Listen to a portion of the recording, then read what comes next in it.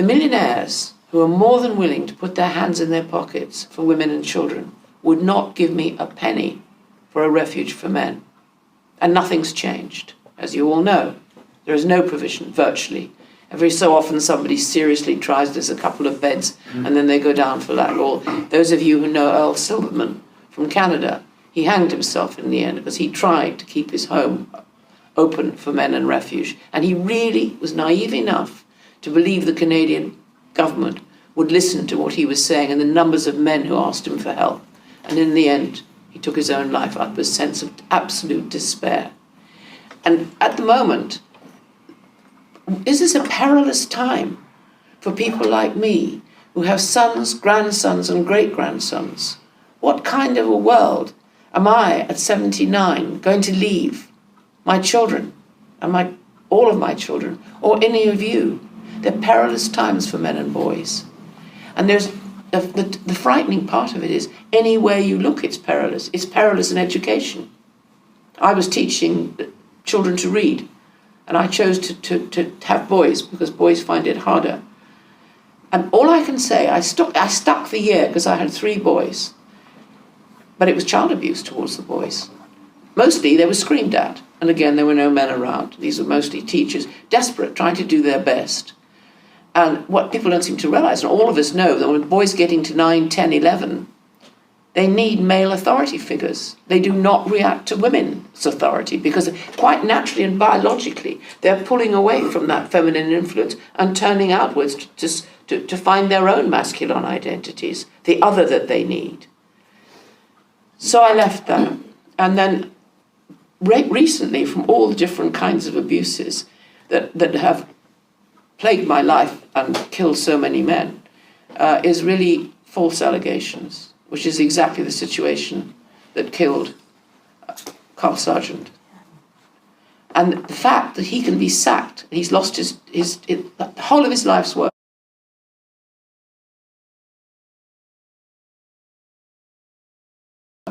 It doesn't matter people saying, oh, well, as they've said to me, oh, well, he must be guilty, that's why he did it. No, any man who knows that there are accusations against him knows he will probably lose his job. If he has children, he has to move out of his house. This is only allegations, no evidence. Has to move out of his house, and it'll take over a year before there'll be any kind of a court case. Now, what people don't know is that the woman, and it's 99.9%, it's women who are making these allegations. These women get paid. The Criminal Compensation Board, from the moment she makes the allegation, with no evidence, can hand out up to $500,000 in compensation, depending on what the extent of the so-called allegation. Taxpayers are paying this, and if he then is acquitted, they keep the money. And the police will help you fill in the form. This is a matter of fact, not fiction. And it's been going on for a long, long time. The only reason that it's all come into common ground now is because this man in the Welsh Assembly hanged himself. And I am hoping that his family will do what I did when Keita died. I took the Home Office right the way through the entire court system in England and then to Brussels. And my wish is that it's going to take, men have to start suing. No one is going to listen until they do, because what they do, they play the paper trail with you. Letters, memos, yes, assertions, texts, anything, but they do not actually take any action. I don't know how many of you have seen Mark Pearson's case. He was going home completely innocent, Waterloo Station. Did any of you see that case? Yep. There was, next morning, police outside. You've been accused of abusing this woman on the platform. The actual details of the abuse are so gross, they're not physically possible. A judge told the CPS that they should give the case up. CPS insisted. Now, why would the CPS insist when the actual CTV cameras showed that he didn't touch her? He walked straight past her. Why would they do that? Well, 63% of the staff of the Crown Prosecution Service are women. Alison Saunders is a very well-known radical feminist. And I'll bet my bottom dollar so are the other 62 women. and it's open season on men. And I think, and people aren't coming out and being honest, because what tends to happen, once it's like being drummed out of the brownies. I was a feminist for about 5 minutes when I realised it was nothing to do with equity feminist. It was a Marxist movement, and it was a movement designed to raise money. It was never about women's issues. And what happened, it started in America, and I remember it coming over here. I remember the early collectives that we all had to go and join. You went to your house, you created a collective.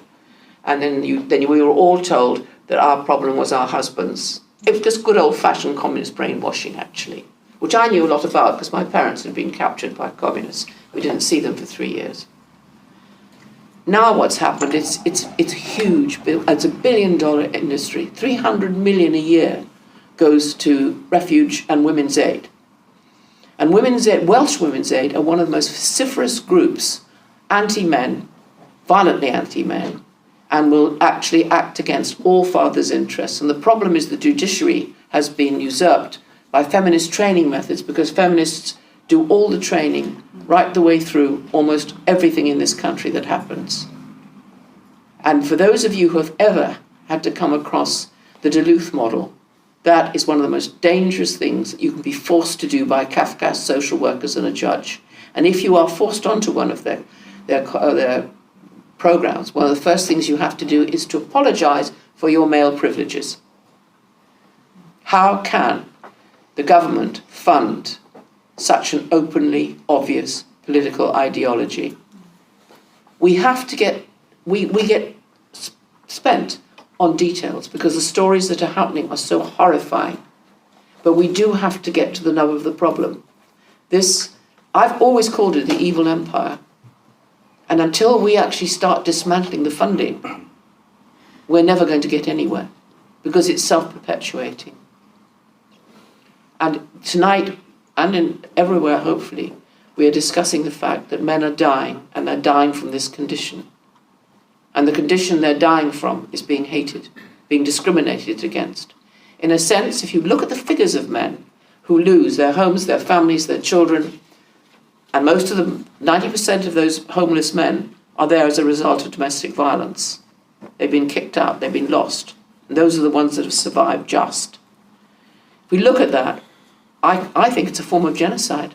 I really do. I can't see anywhere in history when women have turned on men like this, men as who are the protectors, men who are out working. 75% of taxes are paid by men who are there, and they are working for their wives, their children, and their families.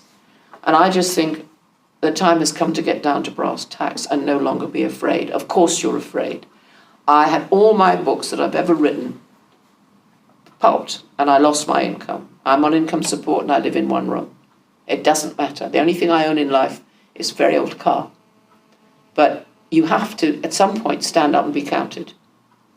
It's too easy just to be horrified, upset, moved. We need action, and we need action from men. And I have noticed over the years, more and more men are taking action and speaking out. And I salute them because I know what they have to lose. I think my 15 minutes is up. Okay, thanks, Annie.